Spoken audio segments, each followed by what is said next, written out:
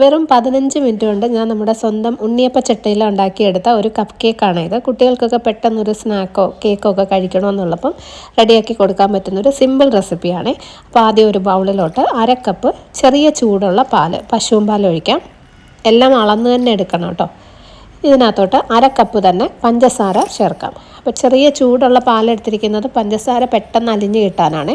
നന്നായിട്ടൊന്ന് മിക്സ് ചെയ്തിട്ട് ഇതിൻ്റെ ചൂടൊന്ന് മാറാനായിട്ട് മാറ്റി വയ്ക്കാം. അപ്പോഴേക്കും പഞ്ചസാര അലിഞ്ഞോളും.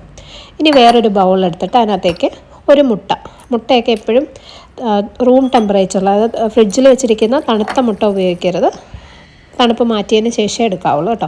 ഇതിനകത്തോട്ടൊരു 1 ടീസ്പൂൺ വാനില എസൻസും കൂടെ ഒഴിച്ച് രണ്ടും കൂടി നന്നായിട്ടൊന്ന് ബീറ്റ് ചെയ്തെടുക്കാം. വാനില എസൻസും മുട്ടയും കൂടി ഒരുമിച്ച് ബീറ്റ് ചെയ്യുമ്പോൾ മുട്ടയുടെ ആ ഒരു സ്മെല്ലുണ്ടല്ലോ, ഒരു ചൊവ മാറിക്കിട്ടും. ഇനി ഇതിനകത്തേക്ക് എണ്ണ ഒഴിക്കാം. 3 ടേബിൾ സ്പൂൺ വെളിച്ചെണ്ണയും ഒലീവ് ഓയിലും ഒഴിച്ച് വേറെ ഏത് എണ്ണ വേണമെങ്കിലും ഉപയോഗിക്കാം കേട്ടോ. ഞാനിവിടെ സൺഫ്ലവർ ഓയിലാണ് എടുത്തിരിക്കുന്നത്. വെളിച്ചെണ്ണയ്ക്കും ഒലീവ് ഓയിലിനൊക്കെ അതിൻ്റേതായൊരു ടേസ്റ്റ് ഉണ്ട്, അത് കേക്കിന് ചേരത്തില്ല. അപ്പോൾ ഇതെല്ലാം കൂടി നല്ലപോലെ ഒന്ന് ബീറ്റ് ചെയ്തിട്ട് നമ്മൾ നേരത്തെ എടുത്തു വെച്ച പാലും പഞ്ചസാരയും കൂടി, ഇപ്പോൾ പാലിൻ്റെ ചൂട് നന്നായിട്ട് മാറിയിട്ടുണ്ട്, അത് പ്രത്യേകം ശ്രദ്ധിക്കണം. ചൂട് പാൽ മുട്ടയിൽ ഒഴിച്ച് കഴിഞ്ഞാൽ മുട്ട വെന്തു പോവും. ഓക്കെ, ഇനി ഇതിനകത്തേക്ക് 1 കപ്പ് മൈദമാവ് ഇട്ടു.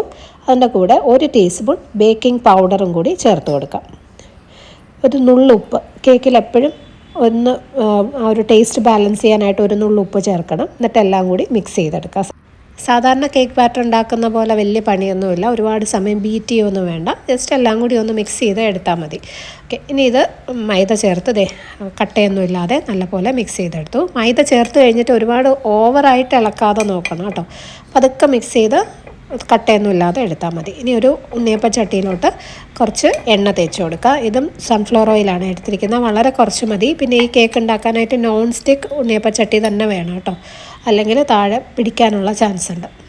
അപ്പോൾ അതേ ഓരോന്നിലും നമുക്ക് ഒഴിച്ചു കൊടുക്കാം.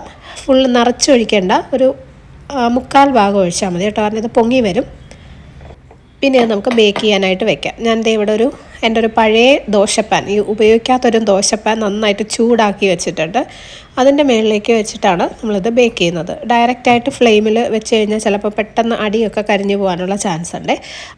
അപ്പോൾ ഏറ്റവും ചെറിയ ഫ്ലെയിമിൽ വെച്ചിട്ട് ബേക്ക് ചെയ്യാം. സമയം നിങ്ങൾ ഈ എടുത്തിരിക്കുന്ന ഉണ്ണിയപ്പച്ചട്ടിയുടെ വലിപ്പം പോലെ ഇരിക്കും കേട്ടോ. എൻ്റെത് കുറച്ച് വലുതാണ്, വലിയ കണ്ണികളാണ്, അപ്പോൾ കുറച്ച് കൂടെ സമയം എടുക്കും. ചെറുതാണെങ്കിൽ പെട്ടെന്നാവും കേട്ടോ, ഒരു 5 മിനിറ്റ് കൊണ്ടൊക്കെ തന്നെ ചിലപ്പോൾ ആവും. അപ്പോൾ അതിടയ്ക്കൊന്ന് തുറന്ന് നോക്കിയാൽ മതി. അപ്പോൾ എൻ്റെത് ഒരു 10 മിനിറ്റ് കഴിഞ്ഞപ്പോഴേക്കും റെഡി ആയിട്ടുണ്ടായിരുന്നു. നല്ല സ്പോഞ്ച് പോലെ സോഫ്റ്റാണ് കേട്ടോ. അപ്പോൾ ഇത് നമുക്കിനി ഒന്ന് തണുക്കാനായിട്ട് മാറ്റി വയ്ക്കാം. ചെറുതായിട്ടൊന്ന് തണുത്ത് കഴിയുമ്പോൾ തന്നെ കൈവച്ച് തന്നെ നമുക്ക് ഈസി ആയിട്ട് ഇങ്ങനെ ഇളക്കിയെടുക്കാൻ പറ്റും. ഇത് കണ്ട് ഇത് സൂപ്പറായിട്ട് വന്നിട്ടുണ്ടെന്ന് നോക്കി, കാണാനും കഴിക്കാനും അതിൻ്റെ ഒരു ടെക്സ്ചറും ഒക്കെ അടിപൊളിയാണ് കേട്ടോ.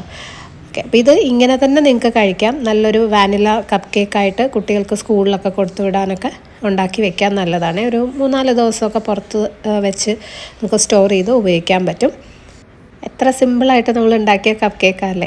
അപ്പോൾ ഇതിനകത്ത് ഞാൻ ഇന്നൊരു ജാമും ഹണിയും കൂടെ ഉള്ള ഗ്ലേസും കൂടി ഉപയോഗിക്കുന്നുണ്ട് കേട്ടോ, കുറച്ചും കൂടെ ഒരു ഭംഗിയും ടേസ്റ്റും ഒക്കെ കിട്ടാൻ വേണ്ടിയിട്ട്. അപ്പോൾ ഒരു പാനിലോട്ട് കുറച്ച് ജാം എടുക്കുക, ഒരു 1-2 ടേബിൾ സ്പൂൺ, 2 ടേബിൾ സ്പൂൺ വെള്ളവും കൂടി ഒഴിച്ചിട്ട് ഇതിനൊരു സിറപ്പാക്കി എടുക്കാം. ജസ്റ്റ് ഒന്ന് തിളച്ചാൽ മാത്രം മതി കേട്ടോ. അപ്പോൾ ഇതുപോലൊരു സിറപ്പ് കിട്ടും. ഇതിൻ്റെ ചൂടൊന്ന് മാറിക്കഴിഞ്ഞതിന് ശേഷം ഇതിനകത്തേക്ക് ഹണി ചേർക്കാം. ഒരു ടീസ്പൂൺ ഹണി. ഇത് ഒരു ഹണി കേക്ക് എന്ന് പറഞ്ഞാൽ നമുക്ക് അയ്യങ്കാർ ബേക്കറികളിലൊക്കെ ഇതുപോലൊരു കേക്ക് വാങ്ങാൻ കിട്ടും കേട്ടോ. അത് കോവനിലൊക്കെ വെച്ച് സ്ക്വയർ കേക്കായിട്ട് ബേക്ക് ചെയ്യുന്നതാണ്. അതിൻ്റെ ഒരു മിനി വേർഷനാണ് നമ്മൾ ചെയ്യുന്നത്. രണ്ടും കൂടി മിക്സ് ചെയ്തെടുത്തപ്പോൾ ഗ്ലേസ് റെഡിയായി. ഇനി ഓരോ കപ്പ് കേക്കും എടുത്തിട്ട് ഇതുപോലൊന്ന് സ്പ്രെഡ് ചെയ്തെടുക്കാം. ഹെൽത്തി അല്ല, മൈദയും പഞ്ചസാരയും ജാമും ഒക്കെ ആണെങ്കിലും വല്ലപ്പോഴും ഒക്കെ കുട്ടികൾക്ക് നമുക്കൊക്കെ ഒരു കേക്ക് കഴിക്കണമെന്ന് തോന്നുമ്പം ഒരുപാട് സമയമൊന്നും കളയാതെ ഉണ്ടാക്കാൻ പറ്റുന്നതാണ്. അപ്പോൾ നിങ്ങളും ട്രൈ ചെയ്ത് നോക്കണം കേട്ടോ. അടുത്തൊരു വീഡിയോയിൽ കാണാം. Bye dears, thank you for watching.